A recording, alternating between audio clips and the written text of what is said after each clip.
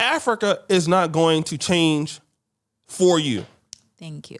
You're going to have to come out here and deal with the people and prove yourself like anybody else and prove that your situations or your positions work. Yeah. And worry about what you have to do here. Yeah. Don't worry about who's dating interracial. Yeah. Don't worry about who's doing whatever. Yeah. Worry about what you are doing. I see too many blacks coming here to Africa and you spend your time doing nothing. You don't accomplish anything every day. You're not trying to make any friends. You're not doing anything. You're basically enjoying the weather. Some of you ladies is chasing the D. We're going to be real. Really? And some of you dudes is chasing big booties. And then you want to complain every day. And you don't even go out and meet anybody or anything. So you're not doing nothing. Yeah. But then you want to complain about, well, man, the colonizers, this and that. Just shut up. That's not your business. And move forward with what you need to do.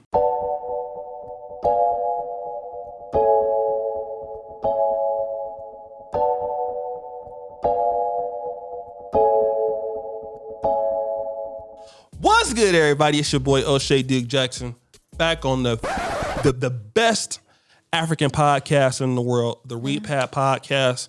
This podcast talks about you coming to Africa, what you need to do in Africa, what you need to see in Africa. We're a great team.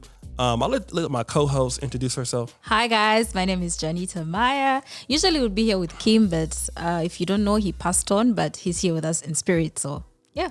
All right. Yeah. So, Jonita, I get a lot of people that have come to Uganda. Some people even email me like, brother, give me advice about Ghana. I'm here. I'm like, Negro, I'm in Uganda. Oh. So they mix the two up. Yeah. But a lot of people, some people have even got married from the dating show on this channel, right? Yeah, so that was so beautiful. Some people have come and not even told us they've come. Yeah. They'll say, well, I came to Uganda because of you guys. But I know that a lot of people, we have that, what's that movie? Wakanda. Yeah, Wakanda. Black Panther. Yeah. So they want this kind of, this black utopia when they come to Africa because they want to get away from the white racism.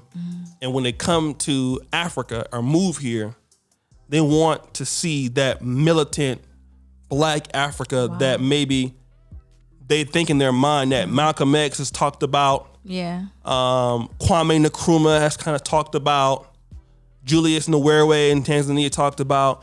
And then they come here and one of the first things that they see, especially if you go to Kololo, Nguru, all across Africa, you're going to see a lot of white Europeans.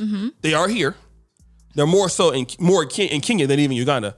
But you see a lot of them dating blacks. And a lot of people have a problem with that and said that they wanted to deter them from coming to Africa because of the interracial dating thing. And they kind of feel like, well, the whites get treated a little bit better than we do, and I'm trying to move to Africa to get away from that. What's going on with how do Africans view the interracial dating with the Europeans? So let's first start with the way whites are treated. First of all, you say they're treated better, and that's actually true. Unfortunately, it is true. And we go back to when, I feel like when you're young, we used to look at white people like, oh my God, they're white. That's like the ultimate skin color, and that's who you have to look like, or that's who you have to want to look like. We even used to think whites wouldn't do the number 2, if you know what I mean. 40 sounds.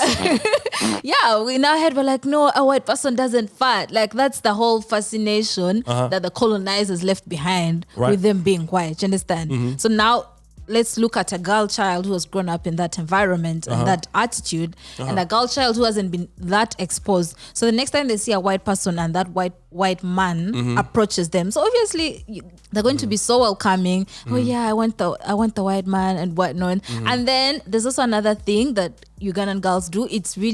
It's dumb. Their point is they want to have cute babies. Like they want to date they want to date a white man for the babies. Okay. For the skin color for the baby. Do you understand how? You see how I get it. It's disturbing and really not the best thing to happen to Ugandan girls. But all that builds up to why the whites are treated better, or why these girls are more open to dating the whites the white men. Also, another thing, these white men are very, what is it? I've seen a white man hit on a friend of mine. They're very forward. You know, they come to a country and they'll hit on the girls, you know. I feel like some people will come to a country and then just sit back and like, oh, may the love of my life drop by and she'll drop her books and I'll pick them for her. You understand? You know? Right. Yeah.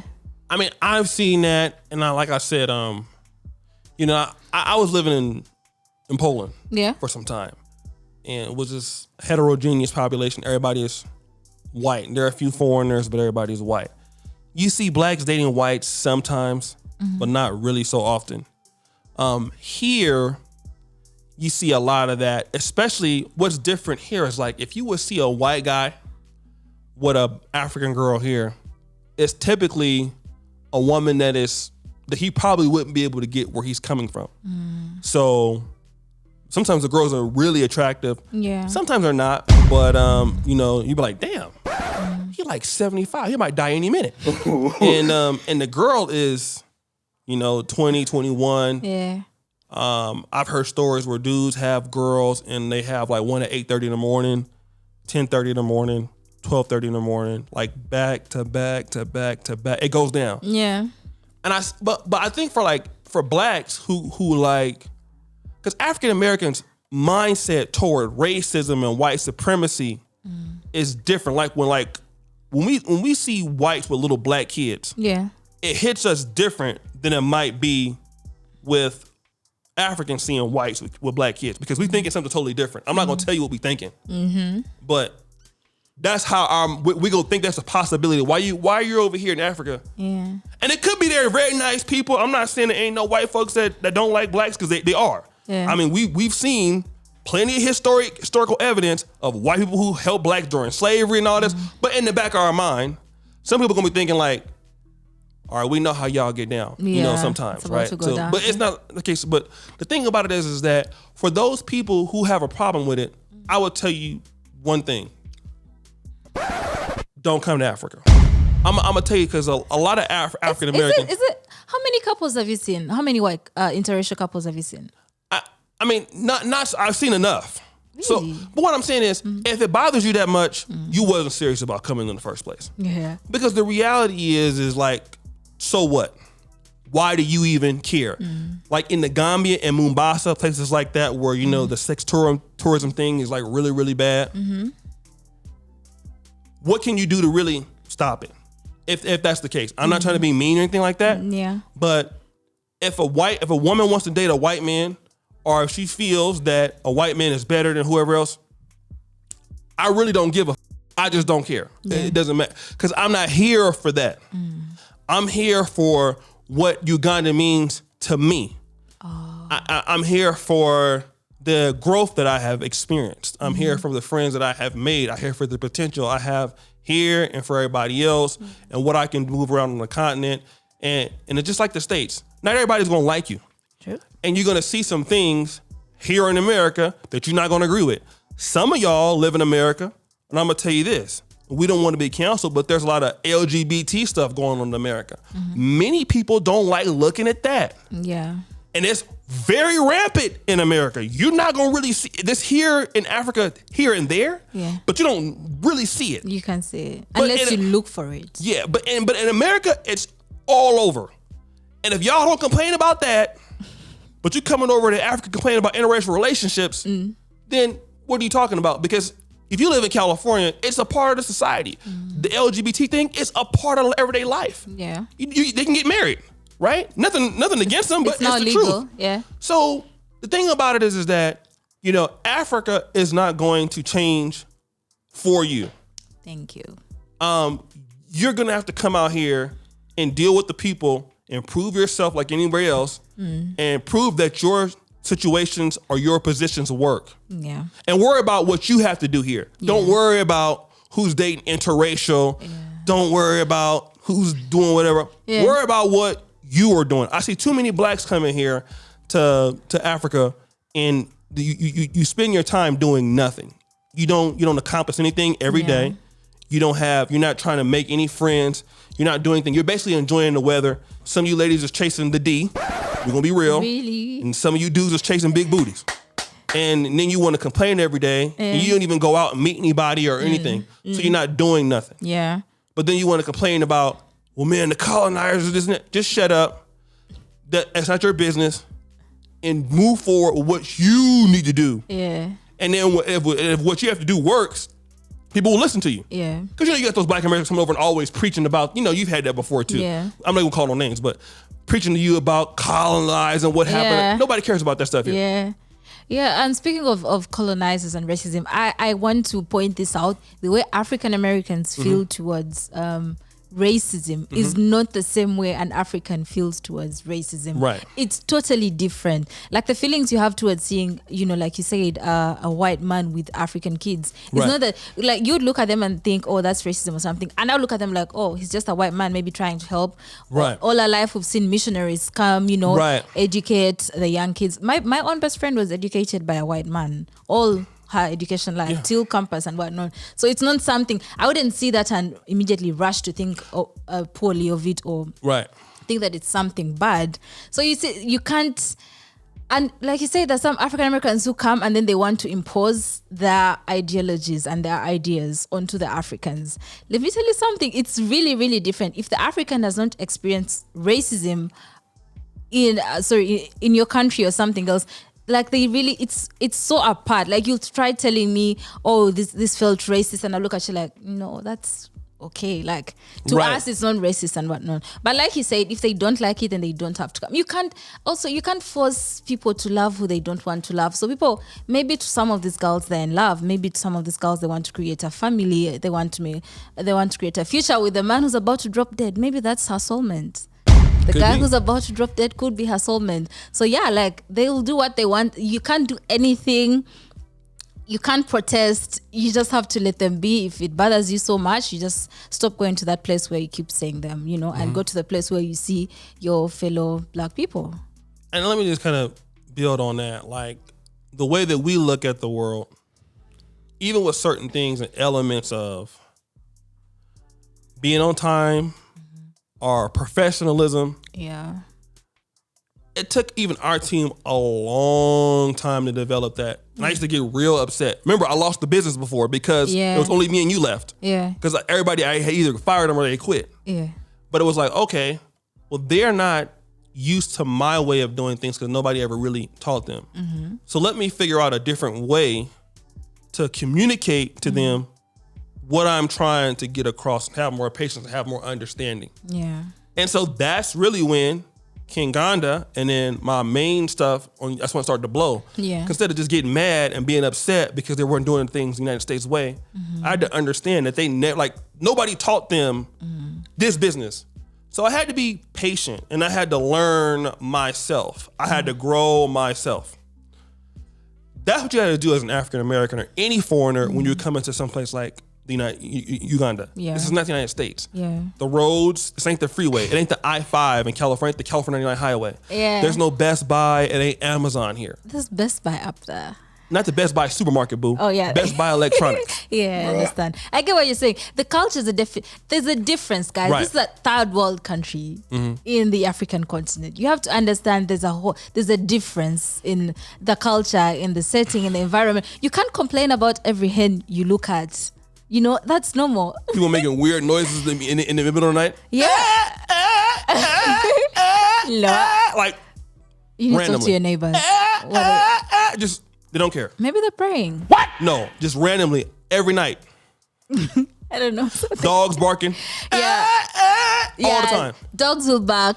The goats will make that. Like, some things, Yeah, goats out there. Yeah. Sometimes on the road. But if you want to be bougie, you can go to a place like Kololo where you won't experience such things. Yeah. Yeah, you live your good life right there. But then you have to understand there's a difference. You have to drop the mindset you had of America. People cutting you in line. Yeah. That's a big thing here. You just need to relax and embrace the Africanicity that is Uganda. Yeah, and like, it is. You can't fight everything because you get really frustrated. Because when I go back from Dubai the first week, I was honestly frustrated with Uganda because I'd experienced like first class treatment over there, and then I came back and it was just like, everyone get it together. You understand? But after a week, I'm like, this is my hometown. This is my home country. This is what they do. Sometimes they'll frustrate you to the bone. You have to keep your cool and understand. Sometimes this is how things go, and then just keep doing your own thing. And another thing too, like preaching to Africans about, colorism, racism.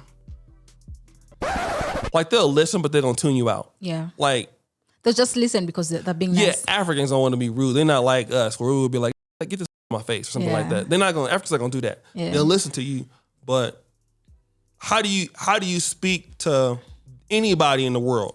Mm-hmm. It's not on speeches, it's on incentives. Mm-hmm. And when you can produce for people, like I mentioned Kim. We know Kim the comic, he used to be very stingy. Yeah.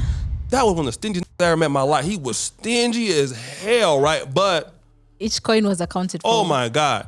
Every coin. I mean, he was tight-fisted. But one thing I noticed about him is that over our time as a relationship, he didn't really trust blacks that much. At first, remember, he didn't want to work for him. He was like, wait, where's he from? Yeah. He's from Poland or America? Oh, okay. What is he didn't trust people, but over time, he got to see the value in like working with the team. We were a black conglomerate. We didn't have no European funding. Yeah. And then everybody's lifestyles got improved just basically by just keeping it inside the business, right? Yeah. And it was something that now I've proven myself. He trusts me. Now he's able to take my mindset because he sees that it's getting better. That's what you have to do. You got to be able to come to Africa and be a producer. Come and be a mentor. And you yourself get mentored because this ain't just a one-way street. Yeah. Like, you're going to learn a lot about patience. You're going to learn a lot about life. Yeah. Shout out to my man, Charles Ochichi. Player, listen. Enterprise Uganda. Yeah. The guy's the best in the world. I love that guy. Yeah. He's one of the most brilliant business minds. This country is lucky to have Mr. Charles Ochichi. He is an excellent comrade in the business world. We'll have him on the channel soon. He is when I ever see him, I'm going to give him a big hug. You're going to meet talented people here that are so smart, that are so intelligent, brighter than you. And take the ride for what it is. You're going to see a lot of stuff you don't like. True. Interracial dating, some elements of corruption. You may have to be corrupt yourself. Uber corruption, Boda corruption. Yeah. But you're going to find a lot of nice people. Yeah. Weather's nice. Look at the positive things. Yeah, and you're going to see things you don't like, but it's about your mindset. Understand that everybody don't look at you. You've been raised in a different mindset. We had different mentors to us. Yeah. A lot of Africans, I've noticed too, our parents were really more hands-on with us than I feel like a lot of African children were. I think like more African parents in Uganda and it's kind of talking to their kids, it seems like maybe they were kind of talking at them. And so it's kind of like the children kind of grew up being like afraid of their parents. Yeah. Or afraid of their dad. So there really wasn't a lot of mentoring. Kind of just like go figure it out for yourself. Yeah, like let the world teach you. Yeah, our parents, and African American parents, are a little bit more hands-on because when you get stopped by the police, this is what you do. Handle things this way. So our parents kind of talk to us more in our culture than here. Yeah. So a lot of people have not even been taught anything about this because, so you go look at most African currencies, look at the rand, it's Nelson Mandela. So racism is not a conversation that you've never had. Yeah. You didn't need to have it because everybody was black. If there's any corruption, you blame, hey, well, who's the president? Yeah. It's the government, whoever is in power. Whereas in our situation, our parents had to take us aside and like, listen, when you get pulled over by the police, you say, yes, sir, no, sir. Put your hands on the steering wheel. You do what they tell you to do. Otherwise, they're going to shoot you. You see something like that in the Ugandan setting, when the police guy stops you, just stop, laugh with him, offer him a soda, ask him what's up. You understand? Right. So it's a bit, you see the difference. It's a difference, yeah. So obviously they're going to see the world that you see. And don't try to make them see the world initially. Yeah. If they want to know something about it, they ask you. If you're a trustworthy person, they ask you. I think that's been my approach. Is I keep my personal feelings to myself usually. If you want to know, I'll tell you. And I'm worried about what I'm here to do. Yeah. And that's how I've been successful. Yeah, I think that's it. So, any last words? Personally, I would like to say, when you see an interracial couple, don't even look at them. You know, like people look at interracial couples and they give them the death stare, like, we're coming for you, and it's like hands on sight or something like that. Like, don't even stare at them. Just let them be, let them do what they're doing, and you mind your own business and do what you're there to do. You could find yourself an African queen, you know. Don't worry about the interracial couple over there. Just go out there and find yourself an African queen. And let me tell you guys this. I don't know about you ladies that want to date Ugandan guys, but I know a lot of dudes. So not a lot of nice ladies in Africa that ain't worried about dating a white man. If you're a nice guy, they'll date you. Yeah. You know what I mean? They don't care nice. about your race. Right. I mean, I've walked to a lot of African women say they don't want to date a white guy at all. Like, I've heard that a lot of times. An African woman? Yes. Okay. Maybe they're lying to me. I don't know. Well, that's true. Corruption. But so I wasn't worried about that. I'll be worried about doing what you're supposed to do here, trying to find your way through the system, things like that. Paying Janita for a consultation. You know what I mean? She got a consultancy. Yeah, I have put it there on a, Maya consultancy. You can just, contact me and we can get to talk everything about Uganda. You got to pay though. You got to pay the money. Pay first before you do the thing. So but thanks for having me on. Well, actually, it's my show, but thanks for coming. I actually had to get you down here, but thank you so much for gracing us with your presence. I'm rich. I'm just playing. I'm not. Yeah, but guys, tell us what you think in the comment section. Please interact with us and follow us on all our socials at Kenganda Facebook, Kenganda Nation Facebook, Kenganda Nation Twitter, Kenganda Nation Instagram. Should they follow you on Instagram? I don't want y'all to follow me on Instagram. Oh, so you don't want to give out your Instagram? Yeah, you can at O'Shea Duke. Oh. But don't follow me because I don't like you. Okay, but you can follow me at Janita Maya and also follow my YouTube channel. We'll see you guys next time. Bye. Peace.